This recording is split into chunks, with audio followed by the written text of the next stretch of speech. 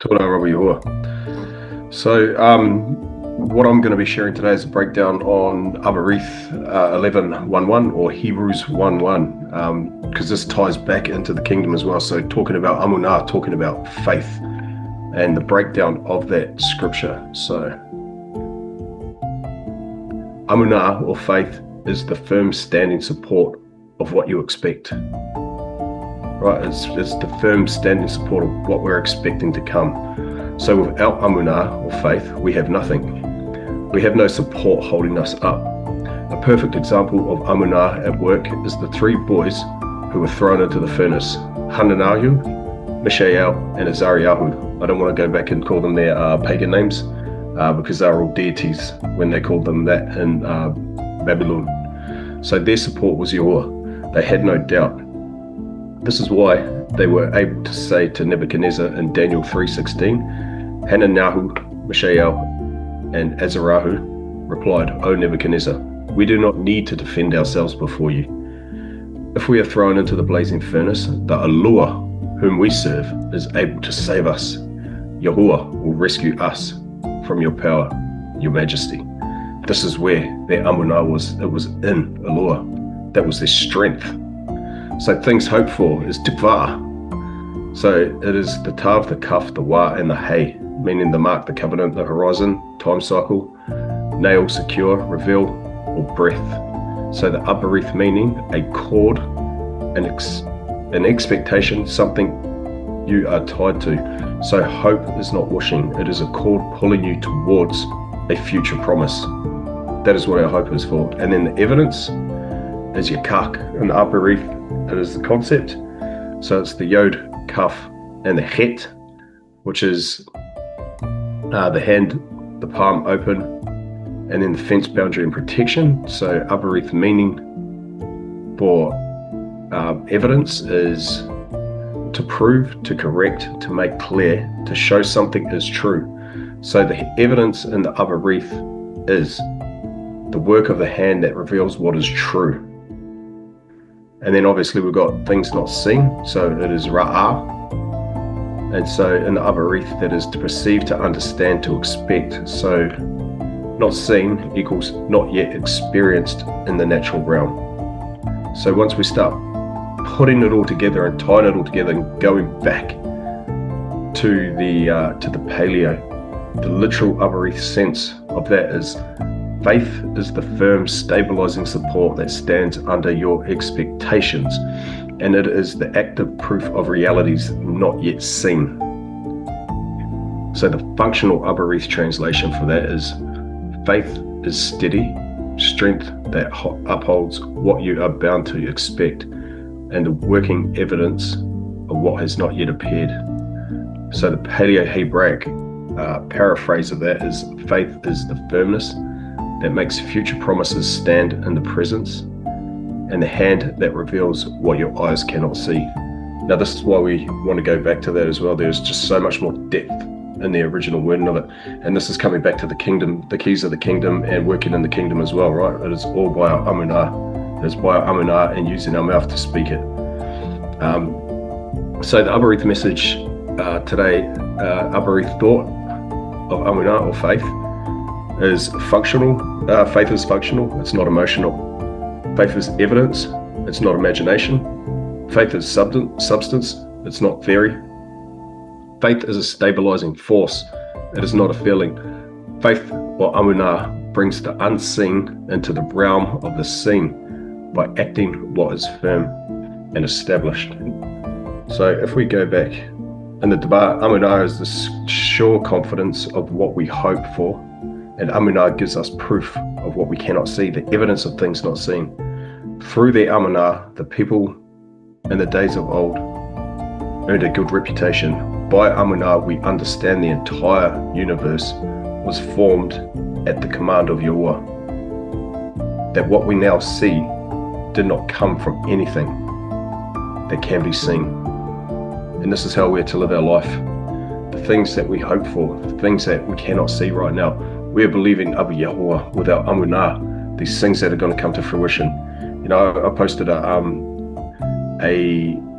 passage in our group a couple of days ago, And it was about us having your own ideas. If you've got something to do, YAHUAH will guide you along your steps. If you have the desire of your heart, have Amunah that it's going to come into fruition. Have Amunah that it's going to come to pass.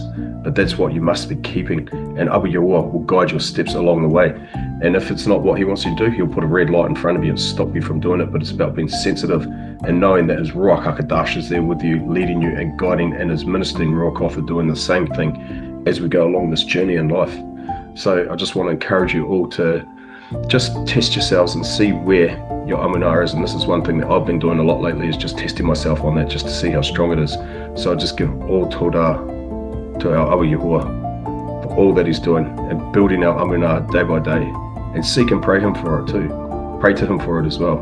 Just, because sometimes having a good support group around you, like brothers like I've got on this call, if one of our Amunah's dipping, I've had times where it has, our brothers pick us up and they strengthen us in these times of need, and then they lead us back to the Dabar and all the promises that are there too. So we just say Todah Rabbi YAHUAH Bahasham Yahushua Mashiach for that. Todah Rabbi YAHUAH. Yeah, that was a great message. It's really good to see the deeper dive, just really getting a more understanding of the how deep the Hebrew language actually goes. It's so much deeper than the English language, and I think that's kind of where people sometimes go wrong when they're reading the scriptures and they can't understand it because they're reading it from like a English speaking male perspective rather than actually putting themselves in the shoes of like an actual ancient Hebrew man. And so these breakdowns are great. Todah Rabbi YAHUAH. Yeah, Todah Rabbi YAHUAH, they are. Just going back to it, as we know, everything gets lost in translation, it gets diluted, gets weaker. So just going back to it, just going, okay, this is how it should have been from the beginning. You see, Amunah is the substance of things hoped for, things you are hoping for. So when you have hope, without Amunah, the hope is nothing. That's it. It's nothing. So when you are hoping for something, your Amunah is very important to be activated constantly in your life. Don't give up. When you give up on what you are hoping up, that means you don't have Amunah. I always tell people this word. I say Amunah is a currency. It's what you use in buying things in the realm of the Ruach, which is the realm of the spirit. It's your Amunah that you use in paying for what you need in this arat, in the physical realm. Your Amunah is your currency to buy them. And that's why it's very important for your Amunah to be constantly at work, because without Amunah, you can never please YAHUAH. The only way you can please YAHUAH is by your Amunah. Just like Abraham, for example, YAHUAH told him, take your son, your only dear son that you love so much, Yashak, which they translate to Isaac. Say, take him and bring him to a place that I will choose for you and sacrifice him. What happened to Abraham? What did Abraham do? Abraham Amunah was intact.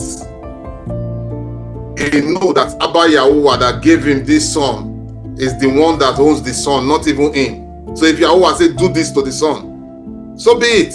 His Amunah is alive. And that is the reason why YAHUAH said, Abraham pleased YAHUAH with his Amunah. And that is why YAHUAH called him his friend. Yes. Every of the Nabims in the scriptures, you see them, it is their Amunah that they use in overcoming all the challenges of their time of life. So now that you are in this time of life, that you are alive, in this time, activate your Amunah. Let it be the most important thing that you need. It's the most important thing, actually, not let it be. Amunah is the most important thing that you need. So put your Amunah to work constantly, and it will produce the desired result for you. Todah Rabbi YAHUAH about. Brother Jay, please come on. Yeah, Todah Rabbi YAHUAH. I just encourage everybody to go and read Abarith 11. Such a great such a great chapter of the Debar. You know, you just see all the patriarchs in history where their Amunah was, and how that pleased Abu Yahuwah, because he led them and guided them. They didn't know where they were going. I was just reading it as you were saying that then, Brother Dolkalite, about Abraham. You know, it talks about he's telling them get out of his father's land. He didn't know where he was going, but it was because his Amunah that he had in Yahuwah that pleased him. So, and that's how our life should be, right?